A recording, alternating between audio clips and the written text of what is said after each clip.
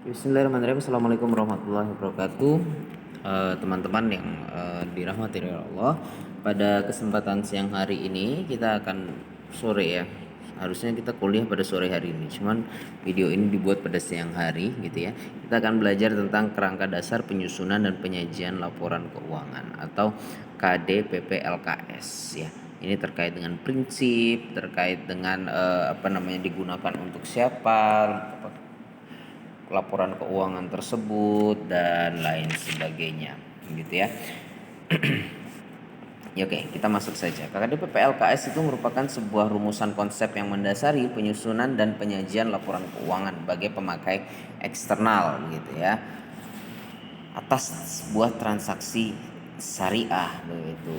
Perbedaan karakteristik antara bisnis yang berlandaskan pada syariah dan konvensional itu yang membuat teman-teman dari IAI atau Ikatan Akuntan Indonesia itu mengeluarkan KDPP LKS ini pada tahun 2002.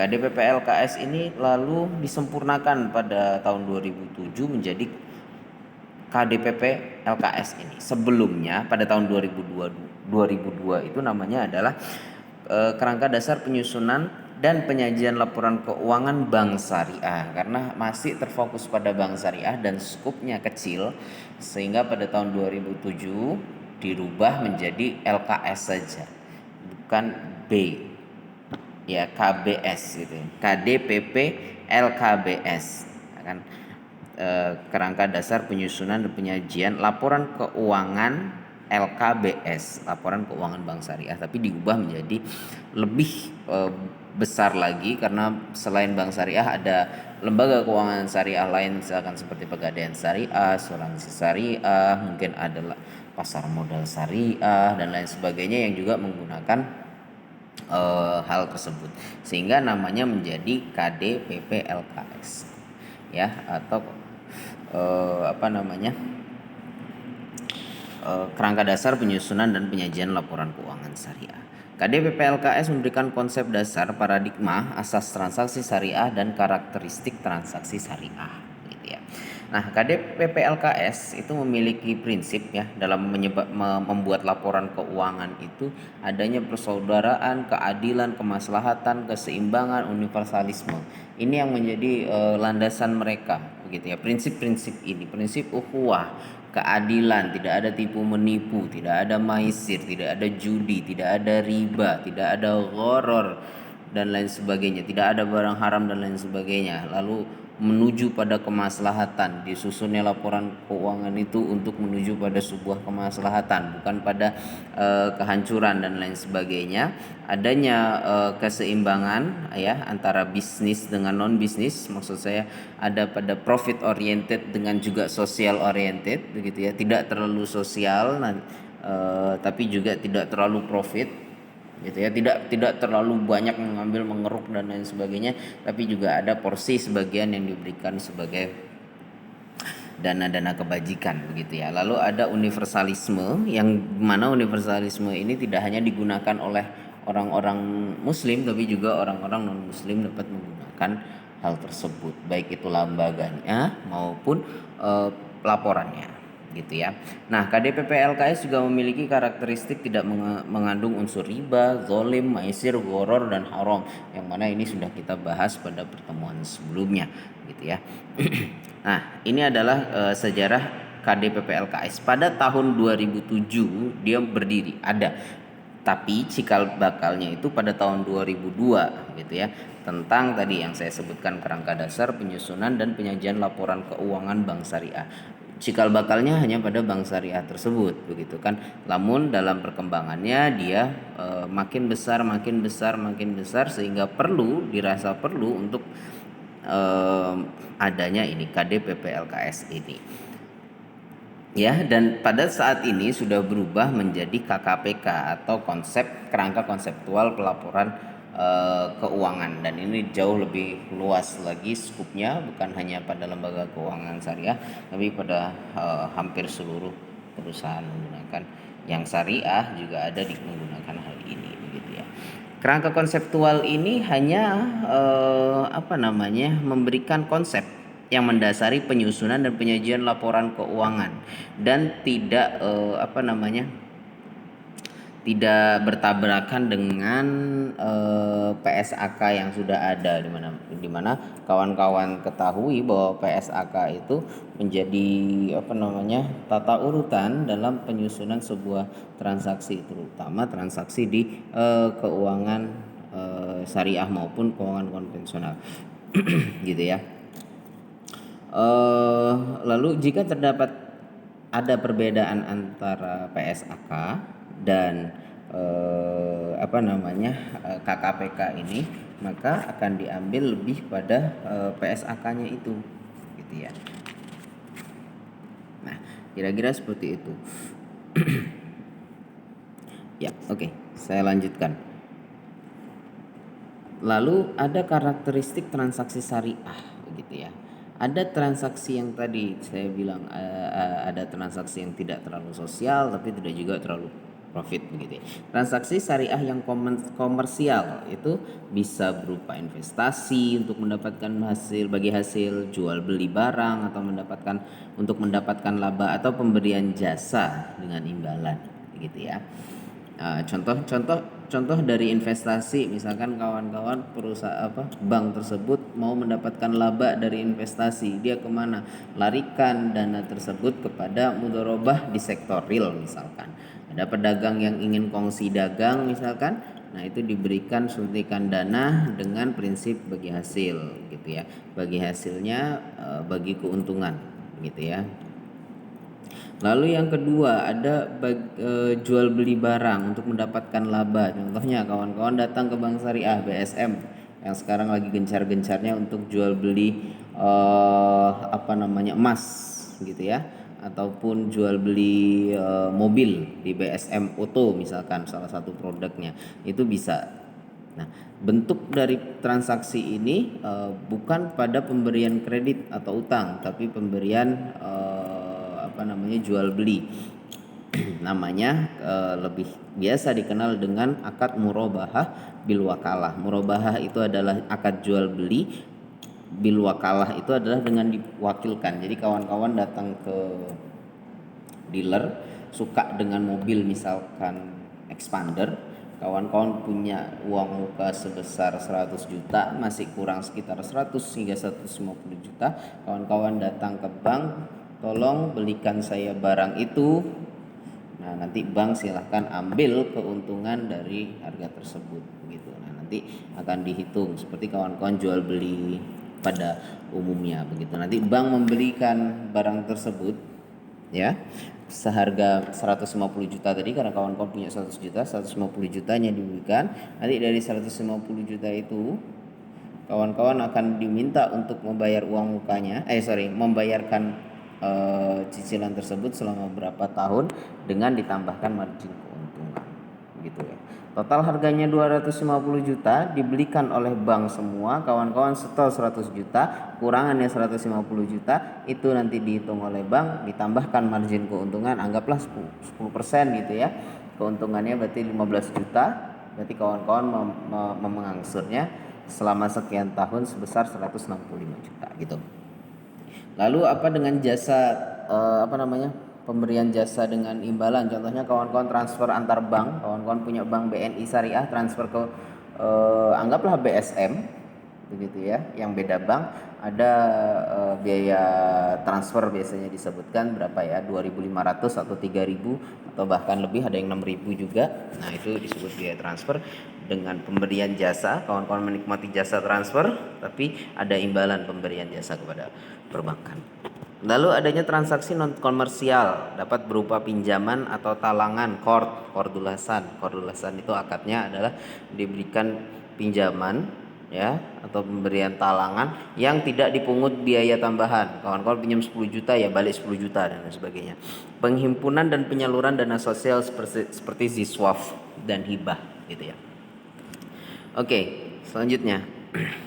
Siapa sih pemakai laporan keuangan syariah itu? Ada banyak ya. Ada investor sekarang dan investor potensial, pemberi dana qard, pemilik dana syikah temporer, pemilik dana titipan, pembayar dan penerima zakat, pengawas syariah, karyawan, pemasok, mitra usaha, pelanggan, pemerintah, masyarakat, gitu ya.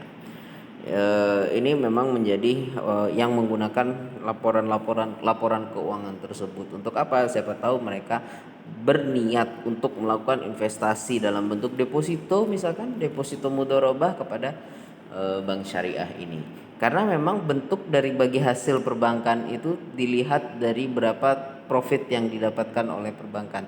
Semakin besar profitnya, maka semakin besar juga yang imbal hasil yang didapatkan. Sehingga lembaga keuangan syariah harus membuat laporan keuangan sebaik mungkin ya, agar dilihat oleh calon-calon investor maupun investor potensial, sehingga dia mau tetap memberikan uangnya atau paling tidak mendiamkan uangnya di bank tersebut lebih lama lagi, gitu ya. Lalu selanjutnya, tujuan dari adanya pelaporan keuangan itu adalah menyediakan informasi yang menyangkut posisi keuangan, kinerja serta perubahan posisi keuangan suatu entitas syariah yang bermanfaat bagi sejumlah besar pemakai dan pengambil keputusan ekonomi. Tujuan lainnya meningkatkan kepatuhan, lalu informasi kepatuhan entitas syariah terhadap prinsip syariah, informasi yang membantu mengevaluasi, mengamankan dana, menginvestasikan pada tingkat keuntungan yang layak, dan memberikan informasi mengenai tingkat investasi yang diperoleh penanam modal dan pemilik dana syariah temporer, dan informasi mengenai penyaluran siswa tersebut, gitu ya. Oke, selanjutnya adalah terkait dengan asumsi dasar yang digunakan. Asumsi dasar dari penyusunan laporan keuangan pada entitas syariah itu ada dua. Yang pertama adalah dasar accrual ya, accrual basis. Kawan-kawan pernah dengar ya itu accrual basis. Ada accrual basis, ada cash basis, gitu ya. Accrual basis adalah pengaruh transaksi dan peristiwa lain yang diakui saat kejadian dan diungkapkan dalam catatan akuntansi dan dilaporkan dalam laporan keuangan. Contoh misalkan bahasanya terlalu jelimet. Bahasa simpelnya adalah kawan-kawan sudah deal tadi ya, transaksi expander, gitu ya. Dananya belum cair tapi sudah dicatat sebagai transaksi, gitu ya. Nah, ini adalah dasarnya. Dan lalu yang kedua adalah kelangsungan usaha. Ya, laporan keuangan disusun atas dasar asumsi kelangsungan usaha entitas syariah dan akan melanjutkan usaha tersebut di masa depan, begitu ya. Mereka beranggapan bahwa entitas syariah ini akan terus ada, begitu ya. Tidak mati atau tidak bangkrut di tengah jalan, sehingga pelaporan itu harus dilakukan secara mendetail, begitu kan. Tapi ada satu lagi pertentangan, perbankan syariah itu lebih baik menggunakan accrual basis atau cash basis. Kalau misalkan accrual basis, ada pendapat bahwa itu nanti bisa disamakan juga dengan utang piutang, sehingga lebih baik menggunakan cash basis. Cash basis itu apa sih? Cash basis itu simpelnya adalah ketika Anda menerima uang atau Anda mengeluarkan uang, baru dicatat sebagai adanya terjadi transaksi. Kalau ini kan tidak. Accrual itu ketika baru ada transaksi, belum uang itu keluar ataupun tidak pada saat itu, tapi sudah dicatat sebagai transaksi tersebut sudah dicatatkan, gitu. Oke ya. Lalu selanjutnya adalah karakteristik kualitatif informasi keuangan syariah, gitu ya. Paling tidak ada beberapa hal ini yang menjadi karakteristik kualitatif, begitu ya. Dari laporan keuangan tersebut diharapkan, gitu ya, mudah dipahami. Kalau mudah mungkin lebih kepada ini ya, lebih kepada individunya, gitu. Yang penting dapat dipahami, gitu ya, relevan, andal, dan dapat dibandingkan, gitu ya. Ini kawan-kawan bisa baca nih, dapat dipahami adalah pemakai diasumsikan memiliki pengetahuan yang memadai tentang aktivitas ekonomi bisnis sehingga dia mampu memahami laporan keuangan itu, gitu. Jadi jangan beda-beda. Makanya disusunlah adanya KDPP LKS ini atau PSAK itu ya dalam pencatatan itu, sehingga orang-orang mudah untuk memahami hal tersebut karena ada standarnya, begitu kan. Yang kedua adalah relevan ya, memiliki kemampuan untuk mempengaruhi keputusan ekonomi pada saat ini, ke depan, Dan sejarahnya ada. Oh, dia mengapa mengambil kebijakan ini? Oh, karena pada masa lalu adalah begini begini begini, sehingga relevan untuk digunakan, gitu ya. Lalu yang selanjutnya adalah andal, gitu ya. Bebas dari pengertian yang menyesatkan, kesalahan materi yang dan disajikan dengan jujur, begitu kan. Kalau misalkan ada kawan-kawan pernah mendengar kasus-kasus fraud di apa namanya perusahaan-perusahaan begitu dan lain sebagainya, berarti itu laporan keuangannya tidak andal, ya, tidak dijanjikan dengan jujur, dan juga mungkin dalamnya ada kesalahan materi yang disampaikan. Lalu yang selanjutnya adalah dapat dibandingkan, gitu ya. Jadi laporan keuangan itu dapat dibandingkan dengan laporan keuangan yang lain. Contoh misalkan dia bisa digunakan untuk laporan keuangan pada tahun 2020 ini dapat dibandingkan dengan laporan keuangan 2019. Hal itu bisa terjadi andai kata laporan keuangan itu penulisannya sama, akun yang disiapkan sama, pada neraca semua ininya sama. Coba dibayangkan pada tahun 2019 menggunakan standar X misalkan, IFSB misalkan. Pada tahun sekarang menggunakan yang lain. Itu nanti gimana? Hancur dan susah untuk dapat dibandingkan, sehingga mempersulit dalam pengambilan keputusan, gitu ya. Oke, dan ini adalah pengakuan unsur utama laporan keuangan, ya. Paling tidak di dalam laporan keuangan syariah pada neracanya, lebih tepatnya, ya. Ada pada pengakuan aset, pengakuan kewajiban, pengakuan dana sikah temporer, pengakuan penghasilan, dan pengakuan beban, gitu ya.